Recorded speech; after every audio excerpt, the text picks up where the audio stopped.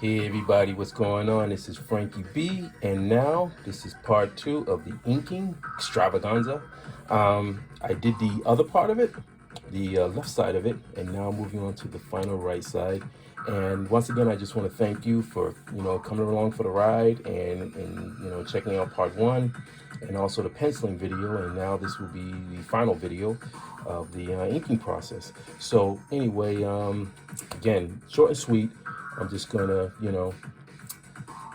pretty much lay down the inks on this and then wrap this sucker up. So, hey, get ready for the hyperlapse. Thanks again for watching my channel, and please share, and if you can, subscribe, so you can stay up to date on what's going on, and please tell other people who might enjoy giant Kaijus and Cowboys and just really, really fun art to come on by and check it out. I really appreciate that. Thank you so much, and let's get this show going. Peace. All right, so got a little bit of music right here.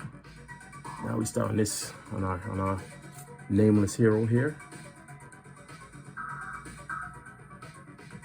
I hope you guys are really enjoying these mashup videos. Please leave a comment. I always I do respond.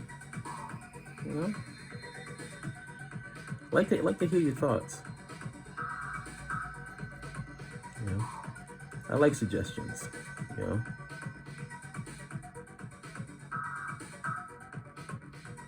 All right, so let's see. So this is a multi-shot kind of scene that's going on here. It's more like the classic kind of hero stuff where they did multiple scenes. I kind of mentioned in the previous video where, I don't know if you read the classic stuff, Daredevil or things like that back in the what was it? Would it be considered the golden age? No, not the golden age. That would be the silver age. The silver age of comics, when they started doing like multiple scenes and stuff. Silver age is in this, I think, from the 60s and up, right? I think. Please, in the comments, let me know. But I think that's the silver age, where you got all these great artists who were just drawing multiple like scenes where you would see the character and stuff like that. It wasn't just action lines, but physically seeing the character kind of like going through the motion of the transition of what their action is. And I decided to do the same thing, step it up. So here you go. Let's see.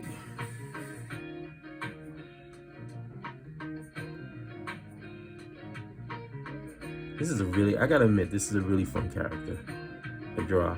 I actually do love Westerns. I tend to love Westerns, sort of like, two-fisted justice kind of stuff, You simple storytelling in the sense of like, you get the gist of it, bank robbery, bounty hunter, that kind of thing. But then you have these sort of other issues that are sort of playing in there, societal issues, that are underlining, that sort of bring it all home. I kind of like stories like that. The Wild Bunch, Pale Rider, Unforgiven, If you haven't seen those, you definitely gotta check them out. Wild Bunch is amazing. Was it Sam Peckinpah? Peckinpah, I believe. I hope I'm saying his name right. My New England accent isn't destroying it. All right. So in this shot right here, our bounty hunter hero is just blasting this other creature, And in my mind, I see this like he's just moving at super speed. Like he's moving really fast. This whole scene, like if it was an anime, it'd just be like this beautifully like scene of just motion, where he has enough time, he twirls around, he releases another salvo into this creature. He's already shot this creature at the base down here under the foot, but then you get this angle shot and he just, he's run and then kicks up. Now he's, up here, shoots another salvo, and then that thrust from his boot checks are kicking him over here, so he crosses one right in the face with a powerful shot, using that momentum. I am definitely a non-apologetic old schooler when it comes to art and the information on how to lay out that art.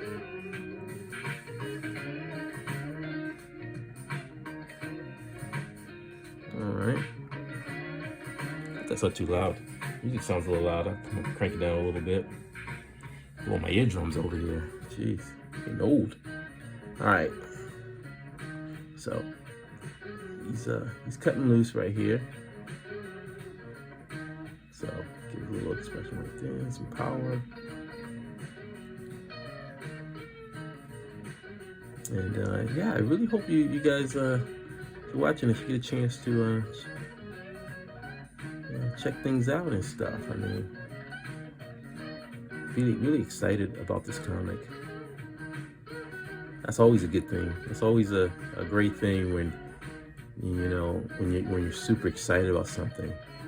You're just like, oh man, I can't wait to really start, cranking on this.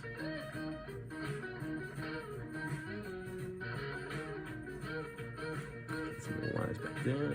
Bang, bang.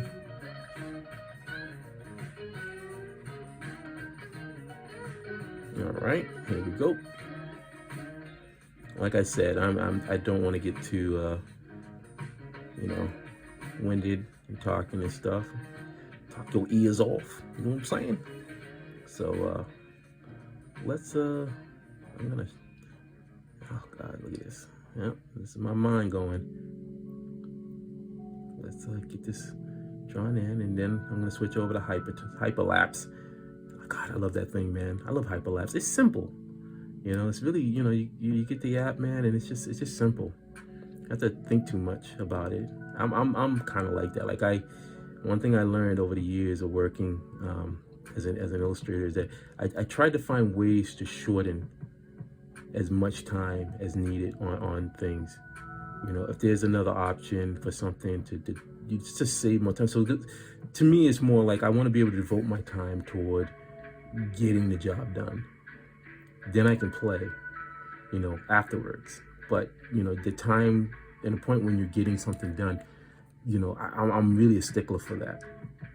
I don't know if it's just being a Virgo, but I'm just a stickler for that stuff. I've never been one of those people where you see some people and they're just like, they'll work till like they'll start on stuff last minute, and it's like, whew, I don't even know how that's even possible.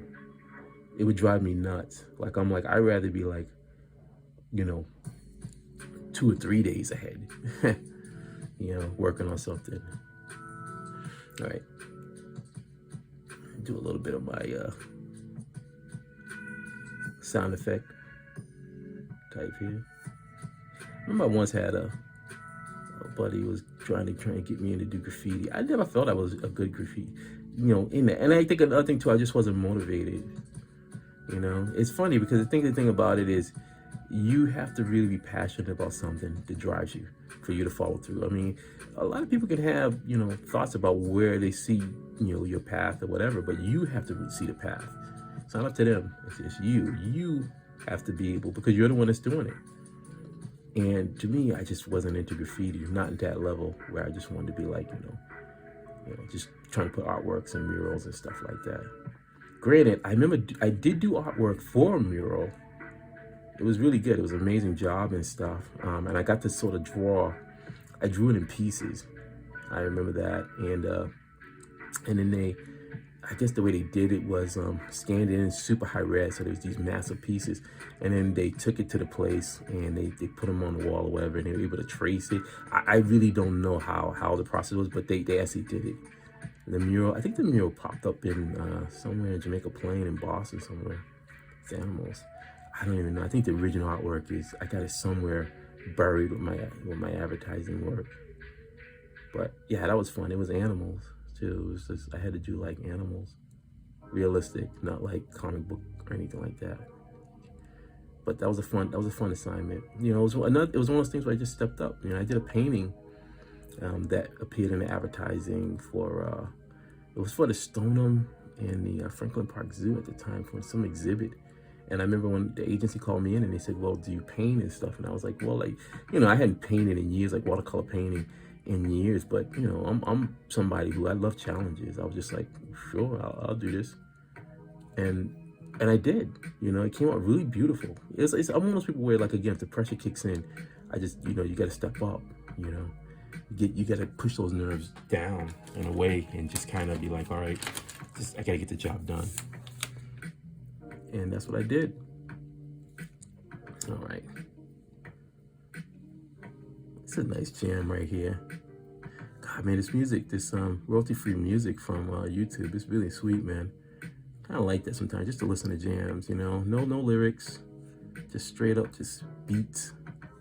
I love that stuff. I back in the day, going to house parties and stuff. Had some friends that were mixing and stuff. The early days of turntables and dancing at a house party, and someone bumps your table. Oh my God, I can tell you stories. Oh man, what a life I've led. All right, let's see, a lot of adventures, a lot of unique adventures too. All right, let's see. That's why I'm so grateful that I've been able to make it. I turned 50 last year, and it feels great. You know, I'm definitely a person who embraces my age. You know, I'm very honored. You know, there's a lot of people that did make it, unfortunately, you know, to even 50. And so it's like, I don't take lightly of it, you know what I mean? But anyway, I don't know, I get too morbid. Let's keep this light. All right, so he's blasting in here, and he's just like blowing chunks of just matter, just really penetrating this creature's flesh. I know that I'm doing a good thing is when Jess came in and she just was like, look at the detail in this, Frank. I said, yeah. I said, I wasn't even, I don't know. It's just hard because when I start something, there's no like, I have a rough idea, but it's not like I have a full on idea of how things are going to go. It just kind of, it just goes. And I'm along for the ride to see where it takes me.